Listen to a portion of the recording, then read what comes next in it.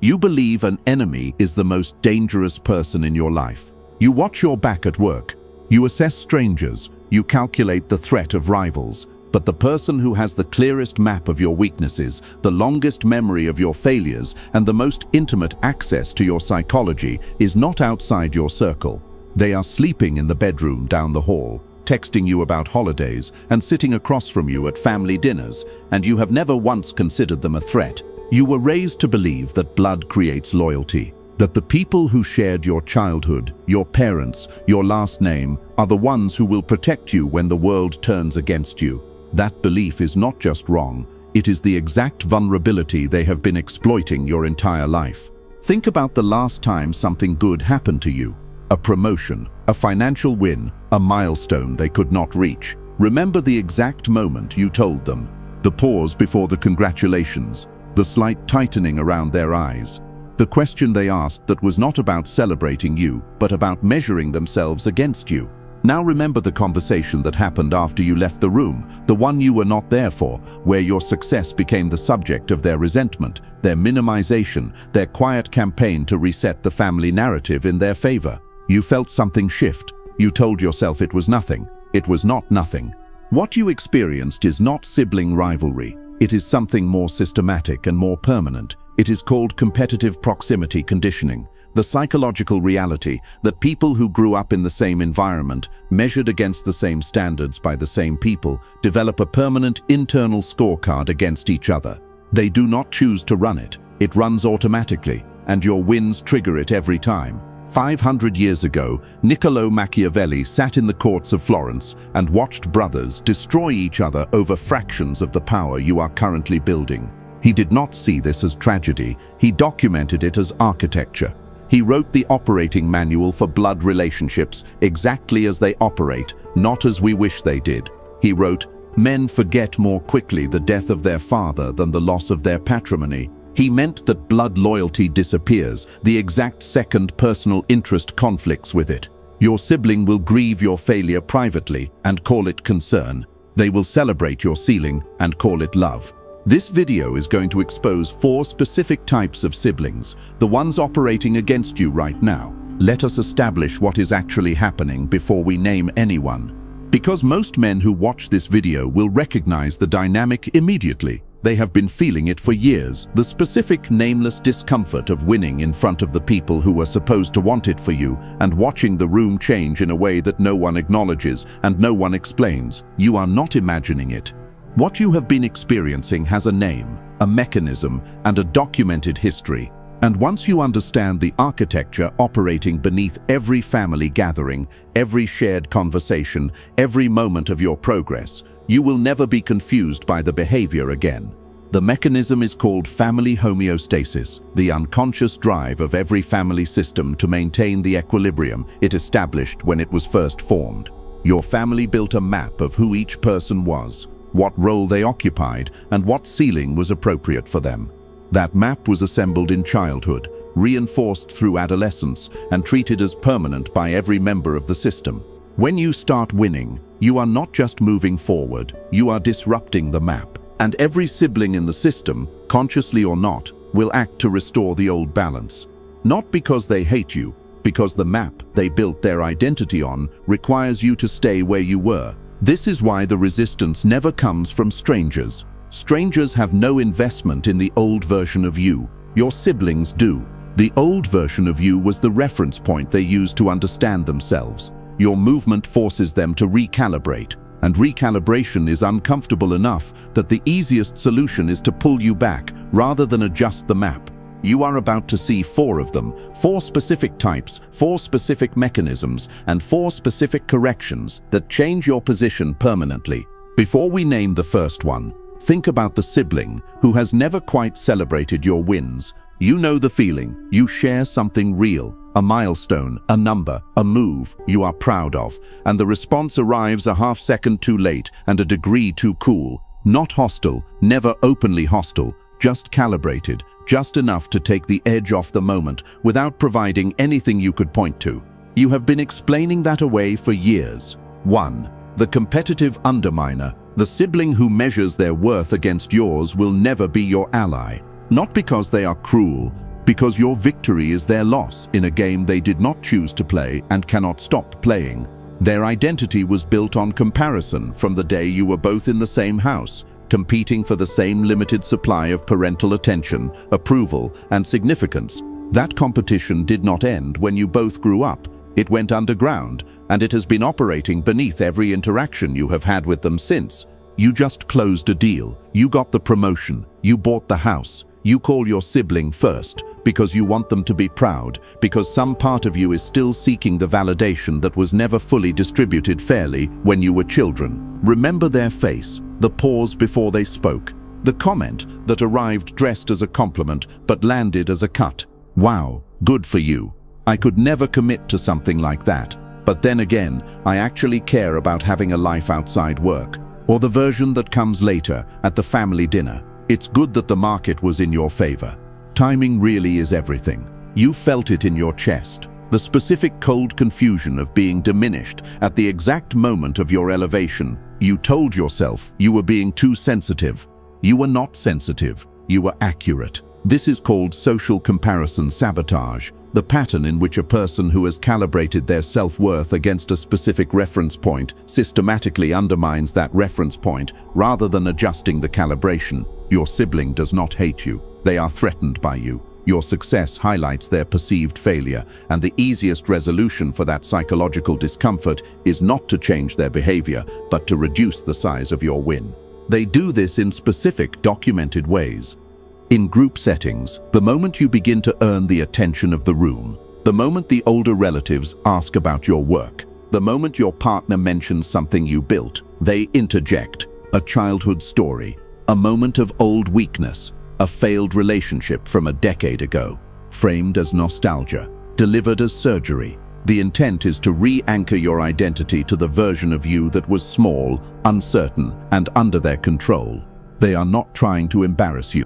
They are trying to remind everyone which version of you is the real one. When you share a goal, they ask the question that sounds like concern but functions like doubt. Are you sure that is realistic right now? When you achieve something, they are the first to mention someone who achieved more. When you fail at something, even temporarily, the warmth returns, the calls get longer, the interest becomes genuine. You are back in a position they can manage. Here is the part you have never allowed yourself to say directly. They do not want you to fail entirely. They need you just successful enough to be a reference point, but never successful enough to be unrecognizable. They need the gap to stay manageable. The moment the gap becomes too large, the comparison stops working in their favor, and the relationship stops giving them what they need.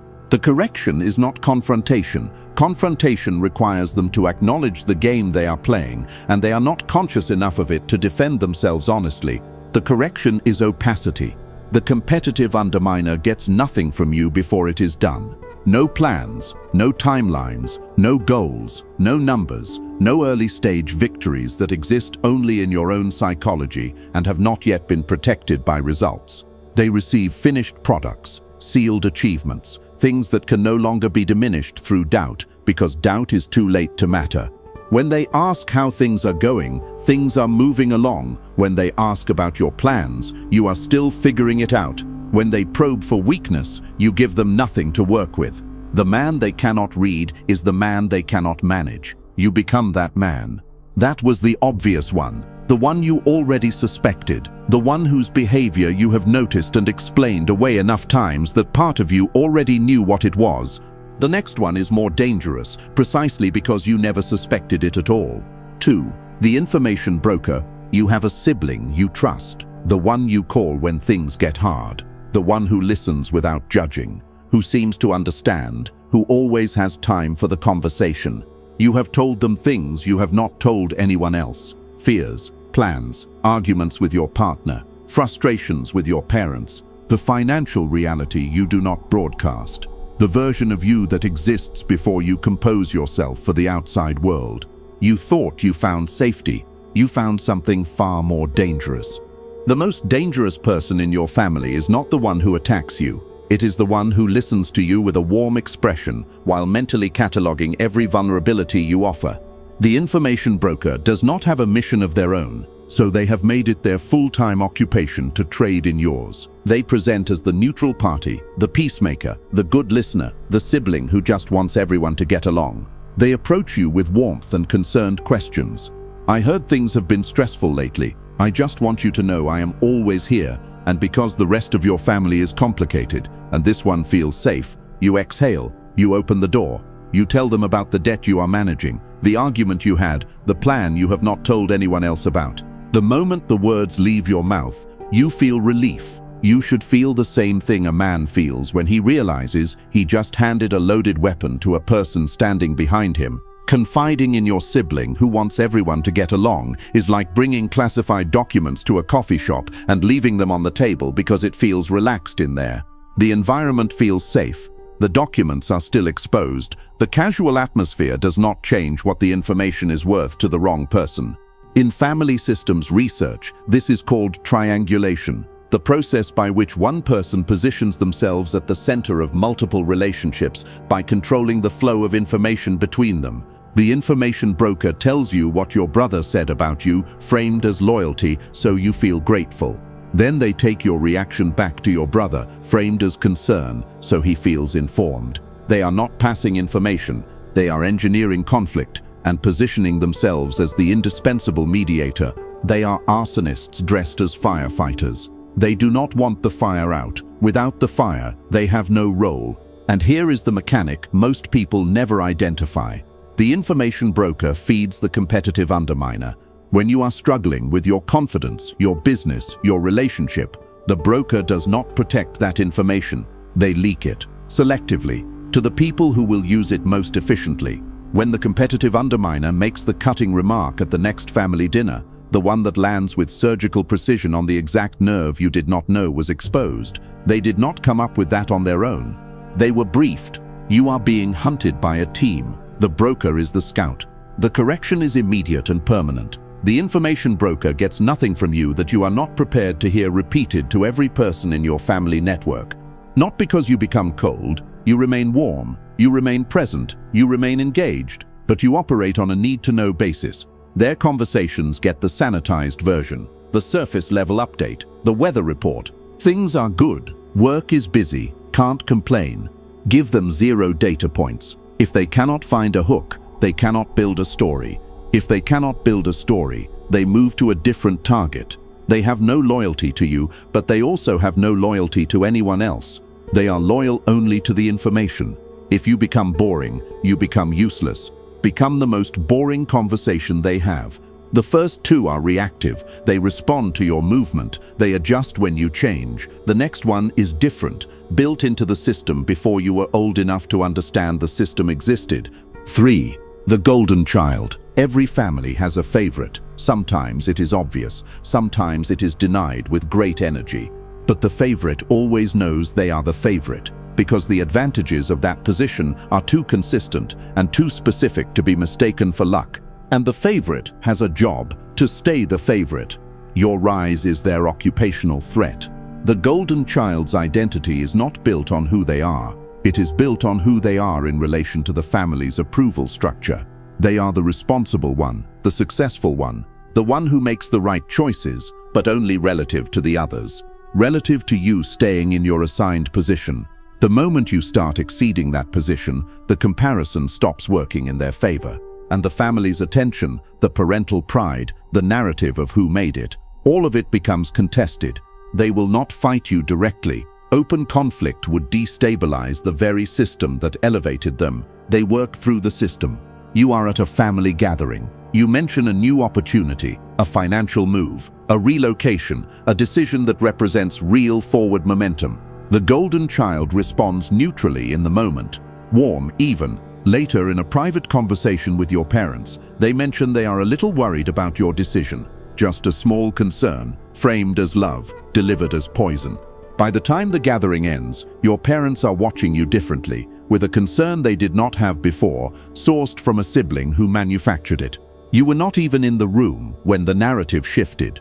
This is called parental enmeshment, weaponized as status protection. The process by which the golden child, whose identity is fused with the parent's approval, uses that fusion to redirect parental attention away from competing siblings at moments when competition becomes visible. They are not doing this from a place of strength. They are doing it from a place of terror. Their entire sense of self depends on the approval that your success is threatening to redirect. Watch the specific behaviors. They diminish your achievements in front of the parents, subtly, always framed as realism. It's great. I just hope he is being careful. They alert the family to your decisions before you have fully formed them, framed as concern. Has anyone talked to him about this? They ensure that when the family discusses your wins, there is always an asterisk, always a counterpoint, always a reason why the celebration should be qualified. They are maintaining the narrative that positions them as the stable, reasonable, responsible one, and you as the one who requires monitoring.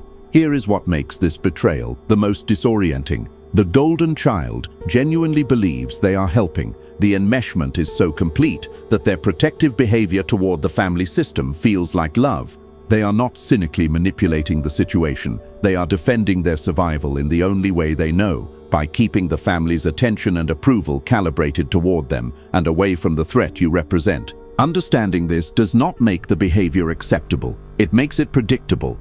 The correction is documentation and disengagement. Stop seeking the golden child's approval. You will never receive it, because approval requires them to see you as an equal, and equality collapses the hierarchy that gives their identity its meaning. Stop sharing plans with them before the plans are protected by results. Stop participating in conversations where the family's narrative about your decisions is being constructed. Let the results speak. Let the evidence speak. The golden child can manage a narrative about a plan. They cannot manage a narrative about a completed reality.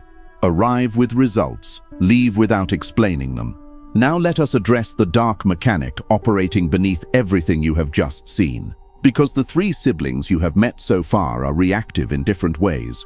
The competitive underminer reacts to your progress. The information broker reacts to your vulnerability. The golden child reacts to the family's attention. They all operate in response to your movement. The fourth one does not react to your movement. They react to your stability, and that makes them the most expensive of all. 4. The crisis parasite. Think about the sibling whose name on your phone screen produces a specific tightening in your stomach before you even read the message. You already know what it is. Another emergency, another crisis, another situation where you are the only one who can help. The job loss, the eviction notice, the debt, the relationship collapse. The legal situation that came out of nowhere but requires your money and your time and your emotional bandwidth to survive. You have been here before, multiple times. You told yourself this one would be different. You sent the money, you made the calls. You took the time off your own life to manage theirs. The gratitude lasted 3 weeks, then it faded, then everything stabilized, then, predictably, the phone rang again. You are not unlucky enough to have a sibling with this many crises. You are generous enough to keep solving them. There is a difference, and the difference costs you everything. The crisis parasite has not built their life around their crises by accident. They have built it around you. Every time you intervene, you teach them a lesson, not the lesson you intend to teach, but the one they actually learn, that crises are not problems to be solved. They are access points. They are the mechanism by which they get what they need from the one person in the family who cannot tolerate watching someone they love suffer. The crisis is not a malfunction. The crisis is the product. This is called instrumental dependency, the pattern in which a person learns to produce conditions of need because those conditions reliably generate the resources they require. They are not conscious strategists. They are behaviorally conditioned by your consistent responses to understand that collapse is more effective than stability when it comes to accessing your support. Stability produces nothing. Crisis produces you. Watch how they operate. They never appear when things are fine. They appear precisely when you have achieved a period of stability. When you have money, they have emergencies. When you are settled, they are in chaos. When you are building something, they need you to stop and help them maintain their floor. This synchronization is not coincidence. It is the natural rhythm of a system that has learned your availability patterns. Every time you rescue them, you confirm the lesson.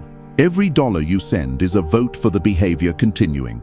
Every time you drop your momentum to manage their emergency, you are burning the exact fuel that your own progress requires and depositing it into a situation that will never fundamentally change, because changing it is not in their interest. You tell yourself you are being a good sibling, you are being a fuel station. And here is the part that makes this the most psychologically precise of all 4 betrayals. The crisis parasite knows exactly which frequencies to use to move you. They know you cannot tolerate being seen as cold. They know you value loyalty. They know you have a specific soft spot for the idea of being the one who did not abandon family when things got hard. They have studied you your entire life. And when you hesitate, when you start to say no for the first time, they escalate.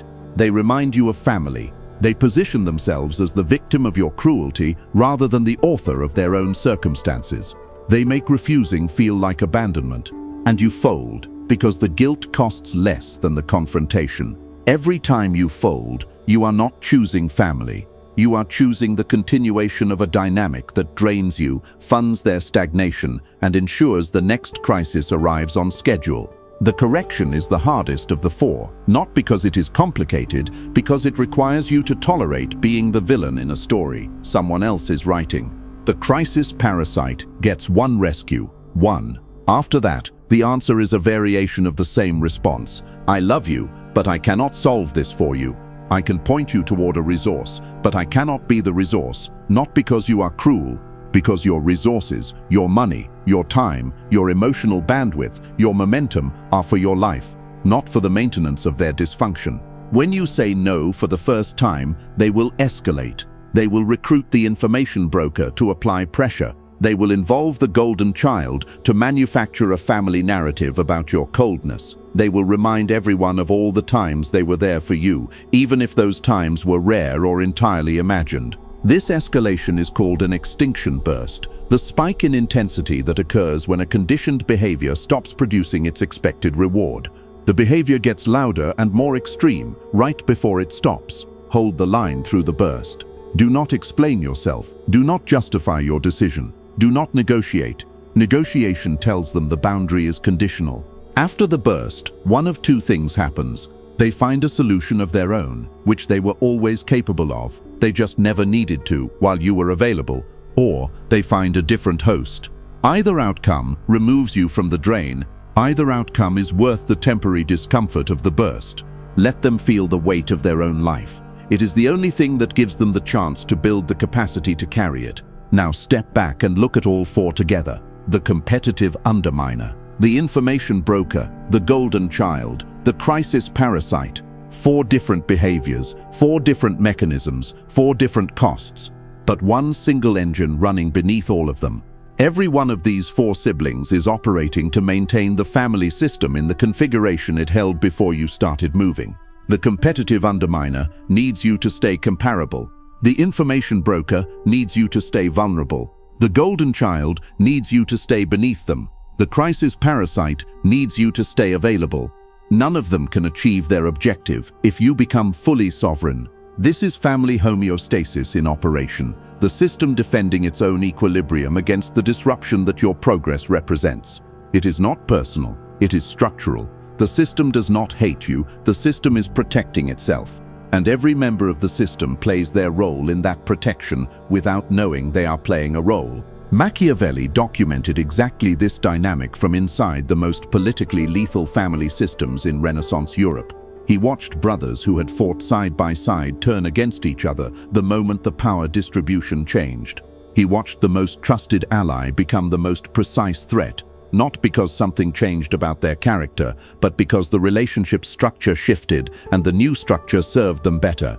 He wrote, "Men are quick to change their nature when it serves them." He was not writing about evil people. He was writing about structural incentives. He was documenting the reality that loyalty is a product of circumstances, not character, and that the person who knows you most completely is the person best positioned to navigate away from you when their circumstances change. Your siblings are not exceptional, they are human, and humans in the context of family systems that were built around specific distributions of attention and approval will act to protect those distributions when they are threatened. The question is not whether they will do this. The question is whether you will keep being surprised by it. Here is the thing about understanding this that most men never fully apply. Understanding the mechanism is not enough. You can watch a man drown and understand exactly the physics producing the drowning without doing anything about it. The understanding only matters if it changes your behavior before the next family dinner, the next phone call, the next moment someone asks about your plans with a warmth that contains an agenda. What changes is this. You stop bringing your wins to the competitive underminer before the wins are sealed. You stop bringing your wounds to the information broker before you are prepared to have those wounds broadcast. You stop seeking the golden child's endorsement before you execute your decisions. You stop answering the crisis parasite's calls with your resources rather than your presence. You do not become cold, you become precise. Cold is a failure of character. Precision is a function of understanding. The man who is precise does not close himself off from his family. He regulates what the family has access to. He is warm in the moments that require warmth. He is present in the moments that require presence. He participates in the rituals and gatherings and shared history that constitute a family's life. But he does it as a man who has already decided what information leaves his interior. As a man who has already built the architecture of selective disclosure.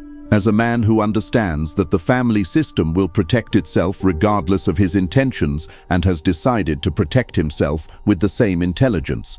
The people who needed you to stay small have already made their moves. Every gathering you attended without this understanding was a move they made unopposed. That stops now. If this video named something you have been living through for years, if you recognized your siblings in these 4 archetypes with the specific discomfort of something finally having a name, like this video, not as a courtesy, as a signal to yourself that you are done performing confusion, you do not actually feel. Subscribe if you want this level of precision delivered consistently. The algorithm does not surface this. You have to make a deliberate choice for it. Most people who clicked this video were gone within the first 5 minutes, not because the content was weak, because the recognition arrived faster than their willingness to sit with it. You stayed. That is not a small thing. It is evidence of something specific about how you are built. Do not waste what you just saw. The next family gathering is coming, the next phone call, the next moment. One of these 4 deploys the mechanism you now have the name for. You are no longer arriving unarmed.